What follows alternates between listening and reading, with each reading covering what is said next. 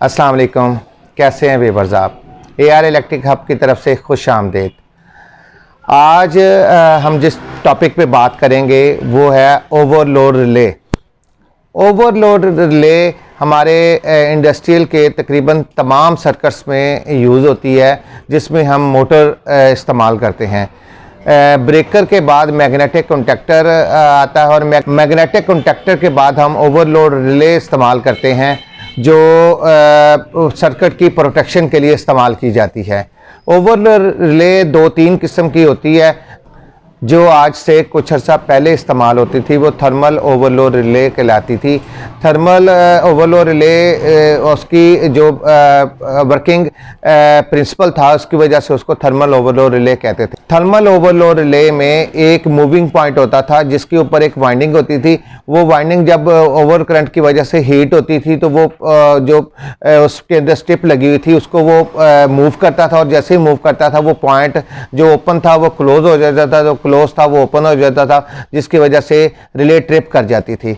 उसकी शक्ल कुछ इस तरह की होती थी। ये देखें, ये थर्मल ओवरलोड रिले की एक किस्म है जो पहले यूज़ होती थी, और इसकी एक किस्म ये भी है जो छोटे सर्किट्स में इस्तेमाल की जाती थी। अब ये देखें कि थर्मल ओवरलोड रिले ये तकरीबन 30 से 40 एम्पेयर की ओवरलोड रिले है। इसके ये पावर पॉइंट होते थे, ये वाले तीनों पावर पॉइंट थे, और ये इनपुट और ये आउटपुट, या ये आउटपुट ये इनपुट, इसमें कोई फ़र्क नहीं होता था। इसके ऊपर ये इसकी एडजस्टमेंट थी जो हम नॉर्मल रूटीन में एडजस्ट करते थे, ये कि किस सेटिंग पे इसको करना है। और इसका ये ट्रिपिंग पॉइंट था। जब वो ट्रिप होती थी रिले तो ऐसे ये जो ग्रीन कलर की स्टेप थी ये वाली, ये अंदर चली जाती थी तो हमें पता लगता था ये टेप हो गई है, इसको हम ऐसे रीसेट करते थे। उसके ये वाले कंट्रोल पॉइंट होते थे 95, 96 और 97, 98। 95, 96 हर वक्त नॉर्मली ओपन होता था और 97, 98 नॉर्मली क्लोज होता था। 97, 98 के ज़रिए हम जो कोई भी सर्किट होता था, मैग्नेट कॉन्टैक्टर या इंडिकेशन लाइट हम यूज़ करते थे। जैसे ही इसमें ओवर करंट होता था तो ये पॉइंट जो ओपन हो जाते थे, जैसे ही ओपन होते थे सर्किट हमारा डिस्कनेक्ट हो जाता। अगर ये रिले अंदर से खोली जाए तो ये देखें कि इस रिले के साथ एक ये स्ट्रिप जुड़ी हुई है जो हीट हो के इसको पॉइंट को ओपन करती थी। ये ऐसे ये जो पॉइंट है ये हमारा वर्किंग पॉइंट, ये हमारा ऐसे ये ऑपरेट करती थी, ये ट्रिप कर जाता था। ये देखें, दोबारा मैं आपको दिखाता हूँ।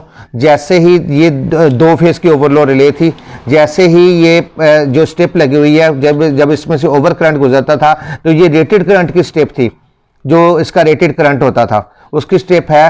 और जैसे ही इसको ऑपरेट करते थे, ये देखें ये स्टेप ऐसे मूव का आहिस्ता आहिस्ता करने के बाद ये चीज़ ऑपरेट कर गई। अब दोबारा यहाँ पे देखिएगा, मैं आपको दिखाता हूँ। ये देखिए यहाँ पे ये ऑपरेशन होगा, इसमें ये फेज़ ओवरलोड हो या ये हो, जैसे ही ओवरलोड होता था ये देखिए ये मूव करने के बाद ये इसको ओपन कर देता है। इसके अंदर ये जो पॉइंट लगा हुआ ये वाला, ये जो क्लोज पॉइंट था वो ओपन हो जाता, तो ओपन और क्लोज हो जाता था। ये इस तरह ऑपरेट करती थी। इसकी एक्यूरेसी जो थी ये तकरीबन 70-80% इसकी एक्यूरेसी होती थी, और ये ±20% पे ये काम करती थी। और इसमें सबसे बड़ा इसमें डिसएडवांटेज ये था कि टेक्सटाइल मिल्स में या किसी भी स्पिनिंग टेक्सटाइल या किसी भी डस्ट वाली जगह पे जब ये काम करती थी तो इसमें जैसे ही ये डस्ट आ जाती थी, ये मूविंग पॉइंट जो है वो ये स्टक हो जाता था। स्टक होने के बाद जैसे मर्जी ओवर करंट इसमें से गुजरता रहे, वो ट्रिपिंग नहीं आती थी, और यही इसका डिसएडवांटेज था। और इसके लिए इसको रिले को कुछ अर्से बाद उसको साफ़ करना पड़ता था। अगर साफ़ नहीं की जाता तो ये ट्रिपिंग अपनी जो खूबी थी ये खो देती थी, और जिसकी वजह से हमारी मोटर को नुकसान हो सकता था। आजकल इस रिले की जगह पे ये रिले आई है जिसको हम EOCR कहते हैं, जो इलेक्ट्रॉनिक ओवर करंट रिले कहलाती है। इसमें सारा ही प्रिंसिपल जो है इसका, वो इसमें जो भी प्रिंसिपल है ये टोटली चेंज हो गया। इसमें ये 3 सिटीज़ हैं जिसमें से तीनों फेज़ हमारे गुजरते हैं, और ये हमारे कंट्रोल पॉइंट्स हैं। इसमें इन कंट्रोल पॉइंट्स में हमें L1 और L2 पे 220 से लेके 440 तक कुछ भी सप्लाई हम यहाँ पे इसको दे सकते हैं, जिससे ये एक्टिव होगी। और एक्टिव होने के बाद इसका ये 95, 96 और 98 3 पॉइंट इसके हमारे पास यूज़ करने के लिए होती है। 95 हमारा कॉमन पॉइंट है, 96 हमारा नॉर्मली क्लोज पॉइंट, और 98 हमारा नॉर्मली ओपन पॉइंट है। जब ये जैसे ही ये इसको सप्लाई मिलती है, जो 95-98 होता है ये क्लोज हो जाता है और 95-96 नॉर्मली ओपन हो जाता है। L1 L2 पे हम 220 से 440 वोल्ट तक की सप्लाई देंगे, जिससे ये एक्टिव होगी। जैसे ही ये ऑन होगी तो ये ग्रीन कलर की लाइट इस पे चल जाएगी। और 95 और 96 नॉर्मली क्लोज हो रहता है हर वक्त, और 95-98 नॉर्मली ओपन रहता है। लेकिन जैसे इसको सप्लाई मिलती है 95-98 क्लोज हो जाता है और 95-96 ओपन हो जाता है। और इसकी सप्लाई बंद होने के बाद 95-98 ओपन हो जाएगा, सिस्टम आपका बंद हो जाएगा। एक तो ये, दूसरा ये कि जैसे ही ये ओवरलोड होती है, जो 95-96 है ये क्लोज हो जाएगा और 95-98 ओपन हो जाएगा। 98 पे हम कोई भी चीज़ लगाते हैं कि 95 कॉमन पॉइंट हमारा, 98 से जो हमारी वायर निकलती है ये मैग्नेटिक कॉन्टैक्टर या कोई भी रिले वगैरह को ऑन करती है। और जो 96 है इससे हम इंडिकेशन लाइट लेते हैं, ट्रिपिंग की इंडिकेशन लाइट। अब सिस्टम हमारा ये चल रहा है, यहाँ पे सप्लाई हमने दी है 95 पे, और 98 पे हमने ये देखें यहाँ से हमने सप्लाई निकाली है। और 98 पे सप्लाई निकालने, ये दोनों पॉइंट हमारे नॉर्मली इस वक्त क्लोज है जब इसको सप्लाई दी गई है। जैसे ही सिस्टम इसको ऑपरेट करता है ओवर करंट की वजह से, तो ये जो पॉइंट है ये क्लोज हो जाता है। यहाँ पे हम लाइट वगैरह लगाते हैं जो हमारे इंडिकेट करती है कि ये ओवरलोड हो गया। और ये जो चीज़ हमारा मैग्नेट कॉन्टैक्टर या रिले हमारी चल रही थी तो ये बंद हो जाती है, जिससे सिस्टम हमारा ट्रिप हो जाता है। और यहाँ पे रेड कलर का ये लाइट जल जाती है। जैसे ये लाइट जलती है तो हमें पता लगता है कि ये ट्रिप हो गया। इस पे 3 किस्म की सेटिंग्स होती हैं। ये देखें, ये है डी टाइम, ये है डिले टाइम, ये है लोड का, इसका ये है ऑपरेटिंग टाइम। अच्छा, डी टाइम इसका ये होता है कि जैसे ही हमने कोई मशीन वगैरह ऑन की, कितनी देर तक उसके टार्किंग लोड पे ये ट्रिप ना हो। ये देखें डी टाइम, लोड और इसका ऑपरेटिंग टाइम। ये देखें इस सेटिंग को हम तब जब हमने मशीन चलाई है तो हम ये देखते हैं कि कितनी देर बाद ये ऑपरेटिंग में आ जाए, कितनी देर बाद ये हमारे वर्किंग में आ जाए रिले ट्रिपिंग, ताकि इसकी सेंसिटिविटी हम ज़्यादा अच्छे रख सकें। हम तकरीबन टार्किंग लोड जो होता है वो आप 2 से 4 सेकंड में ख़त्म हो जाता है। इसको 5 सेकंड हम रख लेते हैं, तो 5 सेकंड तक ये रिले काम नहीं करेगी। जैसे सिस्टम को हमने ऑन किया, टार्किंग लोड उस पर डला, 5 सेकंड तक वो अपनी स्पीड पे आ गई, तब हम इसकी रिले की जो सेटिंग है वो जितने एम्पेयर पे वो चल रही है इस पर कर देंगे। और ये है हमारा कि कितनी देर ओवरलोड रहे तो ये ट्रिप करे। इसको हम 2-3 सेकंड कर सकते हैं। इसका सेट करने का सही तरीका ये भी है कि हम इसको 3 सेकंड करने के बाद या इसको 4 सेकंड करने के बाद, इसको हम लोड पे चल रही है मशीन, चलने के बाद हम इसको फुल खोल देते हैं।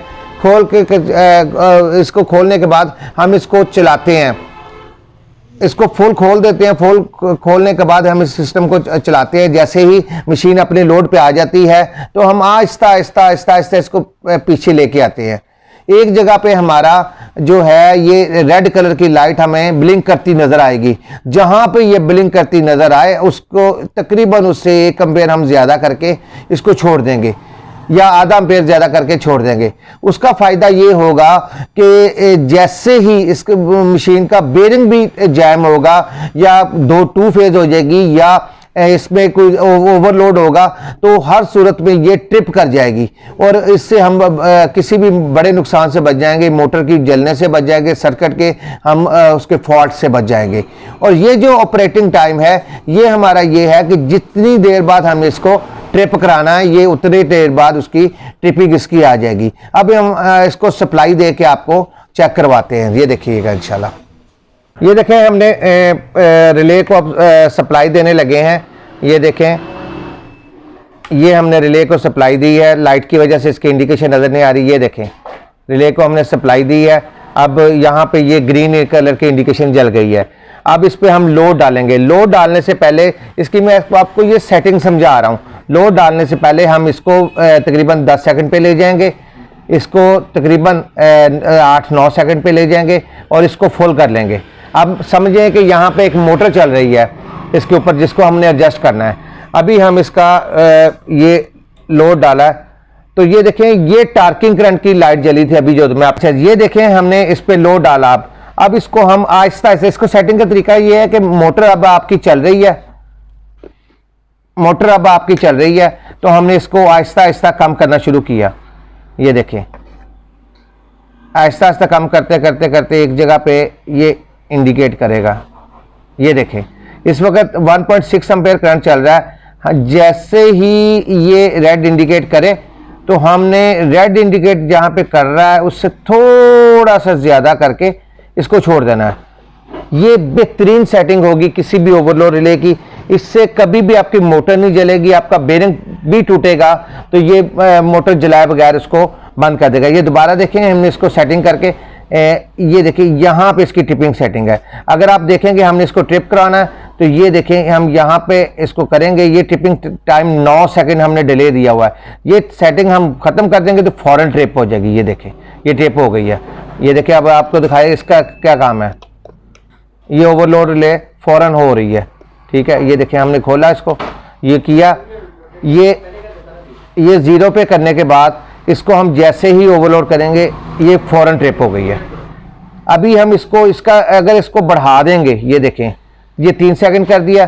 अभी हमने इसको ऑपरेट करके ट्रिप किया। ये देखें ट्रिपिंग लोड पे लेके आया, ये ट्रिप कर दिया। अब ये 3 सेकंड डिले करने के बाद ये देखें ये बंद हुआ। ये इसमें इसकी सेटिंग ये वाली है। अब इसका ये टार्किंग लोड है, इसको हम आम रूटीन में 4 से 5 सेकंड या 10 सेकंड रख सकते हैं। 10 सेकंड के बाद ये ऑपरेटिंग सेटअप में आ जाएगी। जी, EOCR over current relay, electronic over current relay के बारे में मैंने आपको तफसील से बताने की कोशिश की है। ये रिले हमारे हर उस सर्किट पे लगाई जाएगी यहाँ पे सिंगल फेज या 3 फेज के जैसे ही करंट बढ़े उसको ट्रिप कराने के लिए इस्तेमाल की जाती है। इसको मैग्नेटिक कॉन्टेक्टर या रिले के साथ हम लगाएंगे। इसके मुतालिक आपके जहन में कोई भी जो बात क्लियर ना हो सकी हो, आप हमारे दिए गए व्हाट्सएप नंबर पर रब्ता करें और या हमारे कमेंट्स में हमें बताएं। इंशाल्लाह हम कोशिश करेंगे कि इसके मुतालिक आपको अच्छे तरीके से मुतमईन कर सकें और इसकी ऑपरेटिंग आपको समझा सकें। हमारे चैनल को सब्सक्राइब करें और हमारी वीडियो को लाइक करें। आपके तावन का बहुत बहुत शुक्रिया।